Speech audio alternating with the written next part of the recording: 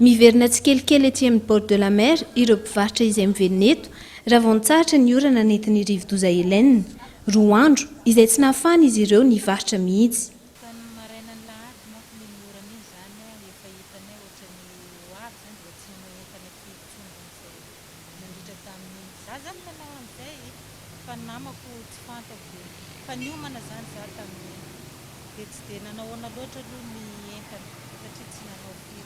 Ketraikany tokoa ilay izy satria tsy mivarotra mihitsy izay tamin'ny fa misoa izay vao mivarotra.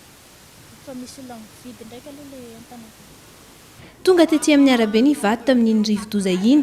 Efa nisy ny fanadiovana ary samy niezaka ny nanatsara ny manodidina azy ireto mpivarotra ireto. Ato amin'ny tsenanay aloha tsy dia nisy zavatra simba fa ny arabe fotsiny no somary nidiovina, tsy maintsy misy fanadiovana fa ny tsenanay niezahana namboarina ihany izay tsy nety.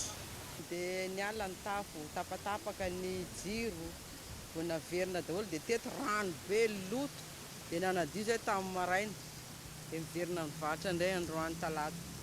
Vao nitsahatra ny orana tonga ety amin'ny bord ireo olona mpitsangatsangana sy mpankafy ity toerana ity, torak'izany Roland avy any Amborovia.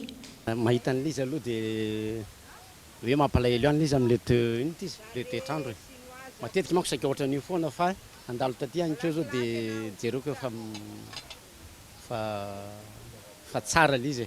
Na izany na jany azy any keo aza tsy mahafoy an'ilay aty dia mandeha aty ihany na izany izy. Omaly aloha zany tsisy hevitra fa androany mandeha aty. Na dia eo aza ny fanadiovana izay natao, mbola hita hatrany ny fiantraikan'iny orambe iny ety amin'ny bord toy itony vato kely sy fotaka amin'ny arabe itony.